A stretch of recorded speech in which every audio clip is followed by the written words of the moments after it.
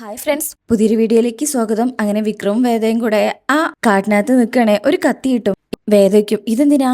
വിക്രം പറയും, ഏതോ കാർഡ് തീണ്ടാൻ വന്ന ടൂറിസ്റ്റ് ഉപേക്ഷിച്ചു പോയതാണേ, കയ്യിൽ വെക്കാം, എന്തെങ്കിലും ആവശ്യം വരും, വാ നമുക്ക് പോവാം. വേദയ്ക്കും, എങ്ങോട്ട്?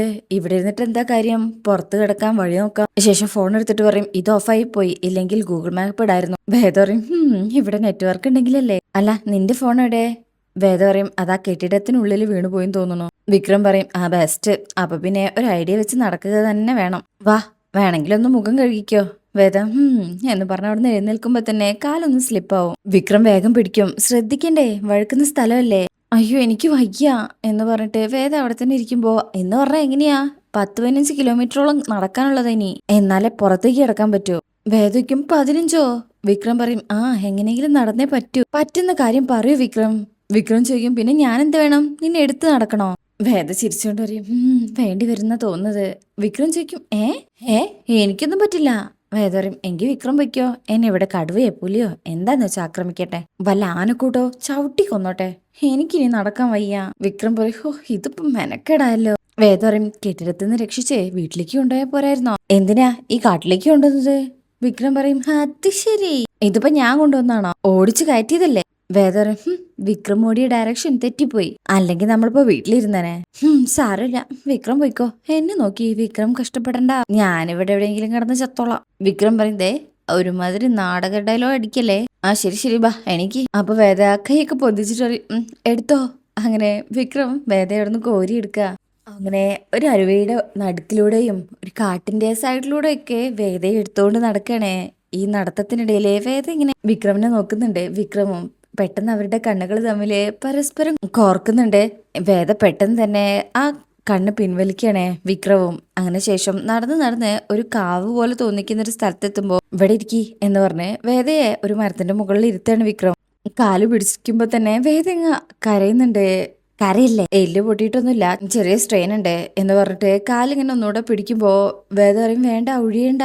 വിക്രം പറയും, സ്ട്രെയിന് മാത്രമുള്ളപ്പോൾ ഒഴിയണ്ടെന്ന് എനിക്കറിയാം, ഇവിടെ ഇരിക്കി, ഞാനിപ്പോ വരാം. വേദ പറയും, അതെ എനിക്ക് ദാഹിക്കുന്നു, പിന്നെ എനിക്ക് പേടിയാ, ഇങ്ങോട്ട് പാരും വരില്ല, പിന്നെ ആ അരുവിയിൽ നല്ല വെള്ളം ഉണ്ടായിരുന്നല്ലോ, കുടിക്കരുന്നില്ലേ. അപ്പൊ വേദ ഇങ്ങനെ കൊച്ചു കുട്ടികൾ ഇരിക്കുന്ന പോലെ ഇരിക്കുമ്പോ വിക്രം പറയും, ആ ഞാനൊന്ന് നോക്കട്ടെ എന്ന് പറഞ്ഞിട്ട് അവിടുന്ന് എന്തോ എടുക്കാനായിട്ട് പോവാ. വിക്രം പോയി കഴിഞ്ഞാൽ എന്തോ കടുവയുടെയോ മറ്റോ ശബ്ദം കേൾക്കുക. വേദ പേടിക്കുന്നുണ്ട്.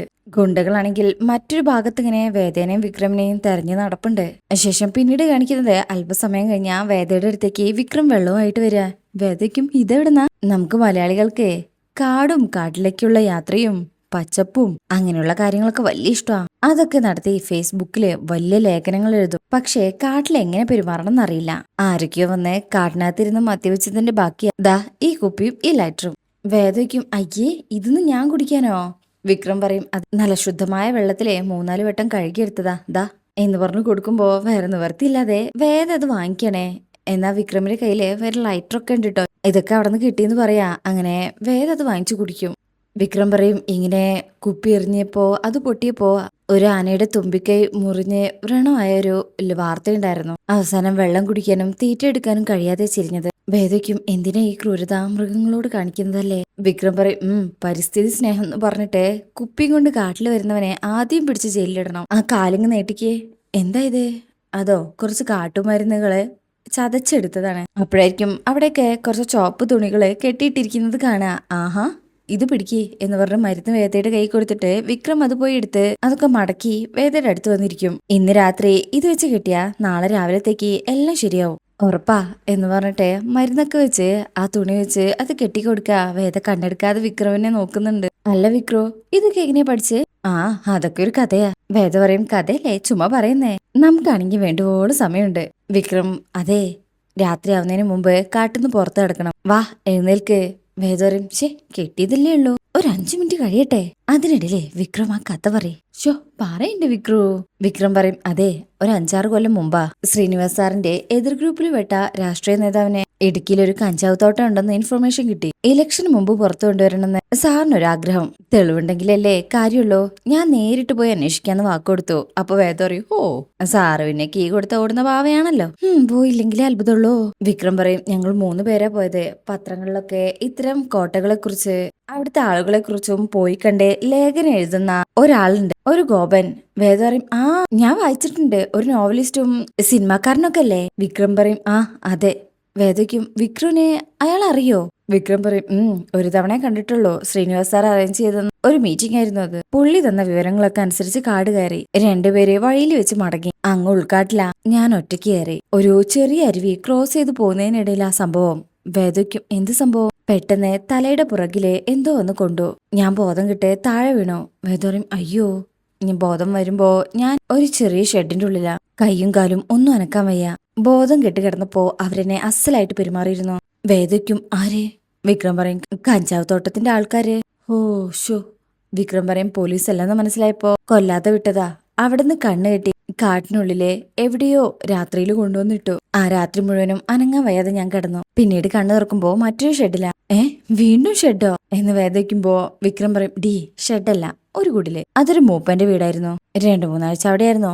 എല്ലാം മാറിയിട്ട് അവിടുന്ന് വിട്ടത്. അങ്ങനെ മൂപ്പൻ പറഞ്ഞു തന്ന മരുന്നുകളാ ഇതൊക്കെ. വേദയ്ക്കും, ആ കുടിലെ മൂപ്പന്റെ ഒരു മകൾ ഉണ്ടായിരുന്നില്ലേ? അമ്മയില്ലാത്ത മൂപ്പനെ കൂട്ടായിട്ടൊരു ഏക മകൾ. വിക്രം പറയും, നല്ല സുന്ദരി കുട്ടിയായിരുന്നു.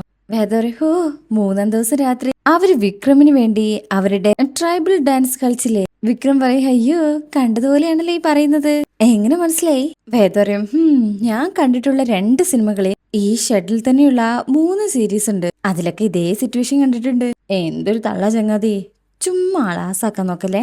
ഇത് കേൾക്കുമ്പോ വിക്രമും ചിരിക്കും. എന്നാ പിന്നെ ഒരാസിനെ ആളാക്കിയാലോ എന്ന് പറഞ്ഞിട്ട് വിക്രം നേരത്തെ കെട്ടിയ ആ കയ്യിലെ കെട്ടഴിക്കണേ. അതാണെന്നാ വേദ ഞെട്ടും. ഇത് നന്നായിട്ട് ഉണങ്ങിയല്ലോ ഇത്ര പെട്ടെന്ന്. വിക്രം പറയും, ചില സത്യങ്ങളെ വിശ്വസിക്കാൻ പറ്റാതെയാവും. കാരണം എന്താ അറിയോ? ആ സത്യം ഒരിക്കലും അനുഭവിക്കാൻ പറ്റാത്തവര് അത് കള്ളമായിട്ട് പല തവണ അവതരിപ്പിച്ചിട്ടുണ്ടാകും. പിന്നെ സത്യം പറഞ്ഞാലും കള്ളമായിട്ടേ തോന്നൂ എന്ന് പറഞ്ഞ് അതൊന്നുകൂടെ കെട്ടിവെക്കണേ. വേദ ഇങ്ങനെ ചിരിക്കും. പോവാം എന്ന് വിക്രം പറയുമ്പോ എന്ന് പറഞ്ഞ് വേദ അവിടെ നിന്ന് എഴുന്നേൽക്ക. എന്നിട്ട് പതുക്കെ എന്നൊക്കെ വിക്രം പറയുന്നുണ്ട് കേട്ടോ. അങ്ങനെ വേദ വിക്രമിന്റെ കൈ പിടിച്ച് ആ വെള്ളവും കുപ്പിയൊക്കെ എടുത്താണ് അവിടുന്ന് പോകുന്നത്. വഴിയൊന്നും അറിയില്ല. വേദ പറയും, താ ആ വഴിയായിരിക്കോ എന്ന് പറഞ്ഞ് കണ്ട വഴിയിലൂടെ മുന്നോട്ട് പോവാണ്. പതുക്കെ പതുക്കെ കാല് വെക്കിട്ടോ. നല്ല വഴുക്കുള്ള സ്ഥലാ. കാരണം അവരിപ്പോ ഒരു വെള്ളത്തിനടിയിലൂടെയാണ് നടന്നു പോകുന്നത്. അതെ വിക്രം, എനിക്ക് നന്നായിട്ട് വിശക്കുന്നു. വിക്രം പറയും, അതെ രാത്രി കഴിയാനുള്ള നല്ലൊരു സ്ഥലം കണ്ടുപിടിക്കട്ടെ. വേദയ്ക്കും, അയ്യോ രാത്രി നമ്മൾ ഈ കാട്ടിലാണോ താമസിക്കാൻ പോകുന്നത്? വിക്രം പറയും, ഹേയ് നിന്റെ അച്ഛൻ നമ്മളെ രക്ഷിക്കാനായിട്ട് ഒരു ഹെലികോപ്റ്റർ അയച്ചിട്ടുണ്ടായിരുന്നോ? വേദ പറയും, വെറുതെ എന്റെ അച്ഛനെ വിളിക്കരുത്. വിക്രം പറയും, അല്ല നിന്റെ ചോദ്യത്തിന് ഇതല്ലാതെ വേറെ എന്ത് ഉത്തരം ഉള്ളത്? വേദ പറയും, ഇതിനുള്ളിൽ കഴിയാൻ എനിക്ക് പേടിയാണ്. വിക്രം പറയും, ഇതില്ലാതെ വേറെ ഒരു മാർഗവും ഇല്ല. 1 മണിക്കൂറൂടെ കഴിഞ്ഞാൽ പിന്നെ ഇരുട്ടാവും. അത് കഴിഞ്ഞാൽ പിന്നെ പുറത്ത് കിടക്കുന്നതിനെ കുറിച്ച് ആലോചിക്കേ വേണ്ട എന്ന് പറഞ്ഞിട്ടാണ് നടത്തിക്കൊണ്ട് പോകുന്നത്. വേദയ്ക്കാണെങ്കിൽ വയ്യ നടക്കാന്. കാലൊക്കെ നന്നായിട്ട് വേദനിക്കുന്നുണ്ട്. വേഗം നടക്കടോ, എനിക്കതിന് നടക്കാൻ പറ്റണ്ടേ എന്ന് പറഞ്ഞാണ് വേദം നടക്കുന്നത്. വീഴാൻ പോകുമ്പോ വിക്രം ചേർത്ത് പിടിക്കുന്നുണ്ട്. എന്റെ കാല് എന്നൊക്കെ പറഞ്ഞിട്ടാണ് വേദ പതിയെ നടക്കുന്നത്. അങ്ങനെ നടന്ന് ഒരു പാറയുടെ സൈഡിലായിട്ട് വിക്രവും വേദി ഇരിക്കുക. നല്ല മനോഹരമായിട്ടുള്ള ഒരു സ്ഥലം തന്നെ കേട്ടോ അത്. അങ്ങനെ വിക്രം പറയും, വിശക്കുന്നു എന്നല്ലേ പറഞ്ഞത്? വേദ പറയും, ആ അതെ. വിക്രം പറയും, ഞാനൊന്ന് ട്രൈ ചെയ്യട്ടെ. വേദയ്ക്കും, എന്ത്? വെയിറ്റ് ചെയ്യ്, തൽക്കാലം ഇവിടെ ഇരിക്കേ, ഇപ്പൊ വരാട്ടോ എന്ന് പറഞ്ഞിട്ട് വിക്രം അവിടുന്ന് എന്തോ അന്വേഷിച്ചു പോവാ. ഈ സമയം വിക്രം പോകുന്നതും നോക്കി വേദ ഇങ്ങനെ ഇരിക്കണേ. അങ്ങനെ വിക്രം വേറൊരു സ്ഥലത്ത് എത്തിയിട്ടുണ്ട്. അവിടെ എത്തുമ്പോ അവിടെ ഉണ്ടായിരുന്ന മരങ്ങളൊക്കെ വെട്ടി കയ്യിലെടുക്കണേ. അതായത് എന്തോ വലിയ മുള എന്തോ, അതായത് നീണ്ട മുള, നല്ല കട്ടിയില്ലാത്ത അതും വെട്ടിക്കൊണ്ട് അങ്ങോട്ട് വരികയാണ്. വേദങ്ങനെ നോക്കുമ്പോണ്ടാവും വിക്രം അവിടെ വന്ന് മീനിനെ നോട്ടം ഇട്ട് ഒരൊറ്റ കുത്ത് അതില് ഒരു മീനിനെ കിട്ടും. അത് കാണുമ്പോൾ വേദയ്ക്ക് ഭയങ്കര സന്തോഷമാവും. അങ്ങനെ അല്പസമയം കഴിയുമ്പോഴേക്കും വിക്രമിന്റെ കയ്യിൽ ഒരുപാട് മീനിനെ കിട്ടുന്നുണ്ട്. അങ്ങനെ വേദയും വിക്രവും കൂടെ ആ മീനൊക്കെ എടുത്ത് അവിടുന്ന് പോവാ. അതുമാത്രമല്ല കഴിക്കാനുള്ള എന്തൊക്കെയോ ചില കുഞ്ഞു ഫ്രൂട്ട്സ് ഒക്കെ കിട്ടിയിട്ടുണ്ട്. അതൊക്കെ കയ്യിലുണ്ട്. മാങ്ങ, പേരക്ക അങ്ങനെ എന്തൊക്കെയാണ്. അങ്ങനെ അതൊക്കെ കഴിച്ചുകൊണ്ടാണ് 2 പേരും മുന്നോട്ട് ഇങ്ങനെ നടക്കുന്നത്. നേരെ സന്ധ്യ ആവാറായിട്ടുണ്ട് കേട്ടോ. സൂര്യനൊക്കെ അസ്തമിച്ച് തുടങ്ങുന്നുണ്ട്. അങ്ങനെ അവരിങ്ങനെ നടക്കുമ്പോ വേദ ഇതാ നോക്ക് വിക്രം എന്ന് പറഞ്ഞൊരു സ്ഥലം കാണിച്ചു കൊടുക്കണേ. അങ്ങനെ വിക്രവും വേദയും കൂടെ അങ്ങോട്ട് ചെന്ന് ആ പാറയുടെ മുകളിൽ ഇരിക്കുക. ശേഷം പിന്നീട് കാണിക്കുന്നത് നല്ല രാത്രിയായിട്ടുണ്ട്. അതായത് ഭക്ഷണം കഴിക്കുന്ന സമയമാണേ. മാഷ വീട്ടിലെ മാഷും മക്കള് 2 പേരും അവിടെ ഇരുന്ന് ഫുഡ് കഴിക്കണേ. മരുമക്കള് ഫുഡ് വിളമ്പി കൊടുക്കും. കമല കഴിക്കുന്നില്ലേ?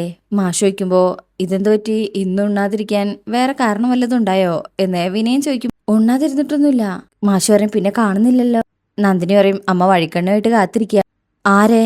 വിക്രത്തിനെ ആവും. അവന് താമസിച്ചു വരുന്നത് ആദ്യമായിട്ടാണോ? വിശ്വം പറയും ശ്രീജയെ നീ അമ്മയൊന്ന് വിളിക്കാൻ പോകുമ്പോ മാഷ് പറയും വേണ്ട അവള് വന്നോളൂ. അപ്പോഴേക്കും കമലമ്മ അങ്ങോട്ട് വരും. വിഷ്ണു ചോദിക്കും അമ്മ എന്തിനാ അവിടെ പോയിരിക്കുന്നത്? എന്താണെന്ന് അറിയില്ല, എന്റെ മനസ്സിനെ വല്ലാത്തൊരു വിഷമം. അവൻ വരാൻ വൈകിയപ്പോ അമ്മ പേടിക്കണ്ട, അവനും കൂട്ടുകാരും കൂടെ ആ ജീനയുടെ വീട്ടിൽ പോയിരുന്നോ? ഞാൻ അറിഞ്ഞായിരുന്നു. കമല പറയും പാവം കുട്ടിയല്ലേ. വിശ്വം പറയും അവള് റോട്ടിലേക്ക് ഓടിക്കയറിയപ്പോ പെട്ടെന്നൊരു വണ്ടി വന്ന് ഇടിച്ചോന്നാ കേട്ടത്. അമ്മ പറയും എന്തായാലും നീ ഒന്ന് വർക്ക്ഷോപ്പിലേക്ക് വിളിക്ക് വിശ്വം, അവനവിടെ ഇരിപ്പുണ്ടോന്ന് അറിയാലോ. അങ്ങനെ വിശ്വം ഫോൺ എടുക്കുക. മാഷയെ വിളിക്കേണ്ടെന്നൊന്നും പറയുന്നില്ല. അങ്ങനെ വിശ്വം ഫോൺ എടുത്ത് വിളിക്കും. അപ്പൊ തന്നെ കറണ്ട് അങ്ങോട്ട് പോകും. അടിപൊളി എന്ന് നന്ദിനി പറയണേ. അപ്പൊ ആ കോള് കട്ട് ചെയ്യും.